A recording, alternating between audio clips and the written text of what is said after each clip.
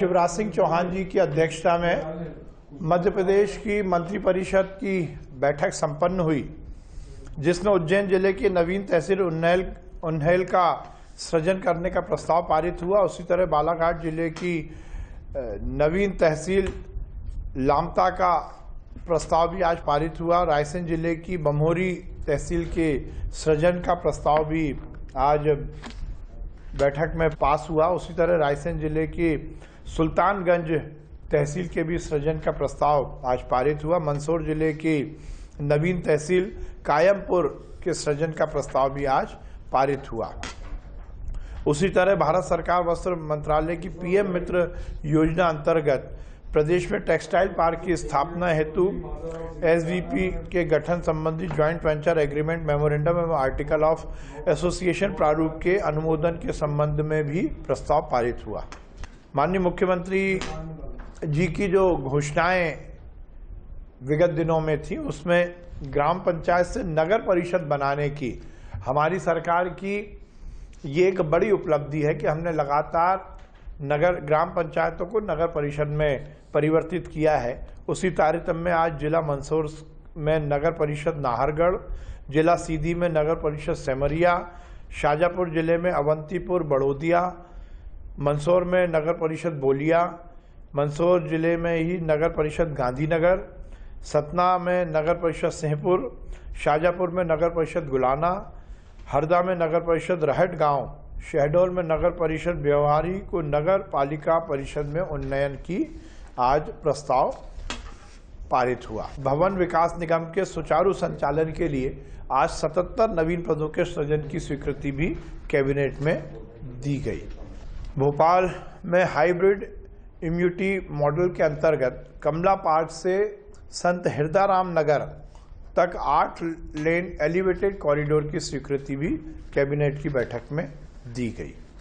मध्य प्रदेश माननीय मुख्यमंत्री जी ने विगत दिनों घोषणा की थी, और वो वर्ग जो शायद बहुत मेहनत के साथ गांव में काम करता है, कोटवार, उनके जीवन में नई ऊर्जा लाने और नई रोशनी लाने का प्रस्ताव आज कैबिनेट में पारित हुआ। मध्य प्रदेश के ग्राम कोटवारों को सेवा मुक्त होने पर 1 लाख रुपए देने का प्रस्ताव सरकार की ओर से अनुमोदित किया गया।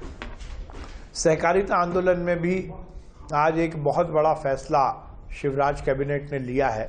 सहकारिता विभाग के अंतर्गत 5006 जो पैक्स और लैम्प्स सोसाइटी हैं, उनको अब प्रबंधकीय अनुदान सरकार की ओर से दिया जाएगा। 3 लाख रुपए साल का उनको ये वित्तीय अनुदान दिया जाएगा, जिससे उनका जो प्रबंधकीय जो सेटअप है उसमें बहुत बड़ा योगदान उनको मिलेगा। इससे निश्चित रूप से सहकारी आंदोलन मध्य प्रदेश में बहुत मजबूत होगा। उसके साथ ही समिति की उचित मूल्य की दुकान में कार्यरत समस्त विक्रेताओं को पारिश्रमिक और मानदेय के अतिरिक्त 3000 रुपये प्रति माह की भी वृद्धि आज प्रस्तावित की गई, जिसको कि कैबिनेट ने मंजूरी दी है। समस्त शासकीय उच्चतर माध्यमिक विद्यालय में प्रथम स्थान पर आने वाली छात्र और छात्राओं को निःशुल्क स्कूटी देने के जो प्रक्रिया है उसको सरलीकरण किया गया, और छात्र की मर्जी से ही वो स्कूटी को खरीद सकता है। आज विभिन्न सीएम राइज स्कूल के प्रस्ताव पारित किए गए और उनकी सुविधाओं के उन्नयन के भी प्रस्ताव कैबिनेट की बैठक में पारित किए गए। नर्मदा घाटी विकास विभाग के अंतर्गत बोहरीबंद माइक्रो, शहीद इलाप सिंह उद्वहन माइक्रो एवं खंडवा उद्वहन माइक्रो सिंचाई परियोजनाओं के निविदा आमंत्रण की भी स्वीकृति आज कैबिनेट में दी गई। आज आहार अनुदान योजना के अंतर्गत हितग्राहियों को प्रति माह 250 रुपये जो अभी तक मिलते थे, उसमें वृद्धि करके 1250 रुपये के स्थान पर प्रति माह 1500 रुपये का प्रस्ताव आज कैबिनेट में पास हुआ। इसी तरह माननीय मुख्यमंत्री जी ने विगत दिनों एक बड़ी घोषणा युवाओं के लिए की थी। वो युवा जो कॉम्पिटिटिव एग्जाम में पार्टिसिपेट करते हैं, उनको हर परीक्षा में परीक्षा शुल्क लगता था। माननीय मुख्यमंत्री जी ने घोषणा की थी कि अब एक बार ही उनको परीक्षा शुल्क लगेगा और इस संबंध में आज प्रस्ताव कैबिनेट में पास किया गया। इसी तरह छिंदवाड़ा जिले की तहसील पांडुरना एवं सोसर को समाविष्ट करके नवीन पांडुरना जिला बनाने का प्रस्ताव भी कैबिनेट में पास हुआ।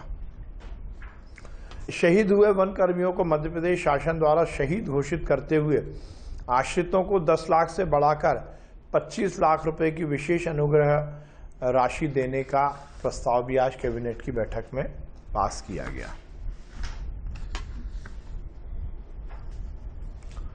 इसी तरह आज जनजाति कार्य विभाग के अंतर्गत 95 सीएम राइज विद्यालयों के चयन और स्थान परिवर्तन के संबंध में प्रस्ताव पारित किया गया, जिसके माध्यम से जनजातीय जो क्षेत्र हैं उसमें सीएम राइज स्कूल अच्छे ढंग से संचालित हो सकेंगे।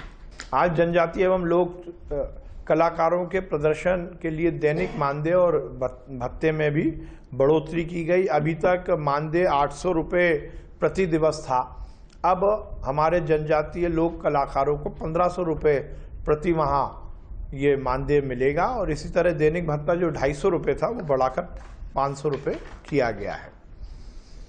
इसी तरह माननीय मुख्यमंत्री जी की घोषणा अनुसार विवेकानंद युवा संस्थान की स्थापना भी मध्य प्रदेश में करने का प्रस्ताव कैबिनेट में पास हुआ है। इसी तरह महर्षि पाणिनि संस्कृत एवं वैदिक विश्वविद्यालय उज्जैन का कैंपस जिला रीवा में भी स्थापित हो सके, इसका प्रस्ताव भी कैबिनेट की बैठक में पारित हुआ।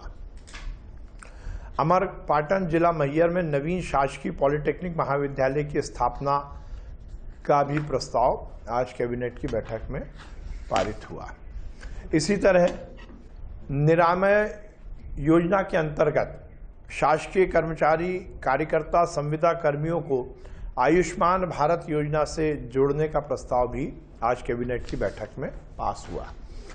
इसी तरह एक बड़ी घोषणा आज हुई है, रायसेन जिले में अब नवीन मेडिकल कॉलेज शुरू होगा। माननीय मुख्यमंत्री जी की ये घोषणा थी और आज रायसेन जिले में नवीन चिकित्सा महाविद्यालय, नया मेडिकल कॉलेज स्थापित करने का प्रस्ताव पारित हुआ है।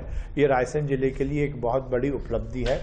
इसी तरह जो हमारे विभिन्न परीक्षाओं में जो परीक्षण के वन रक्षक हैं उनके मूल वेतन के संबंध में भी प्रस्ताव कैबिनेट की बैठक में पारित हुआ है। और इसी तरह माननीय मुख्यमंत्री जी ने विगत दिनों घोषणा की थी, मेडिकल कॉलेज के हमारे जो शैक्षणिक संवर्ग है उसको जो 7वां वेतनमान है अब वो 2016 से दिया जाएगा। ये एक बड़ा प्रस्ताव भी आज ही कैबिनेट की बैठक में पारित हुआ है।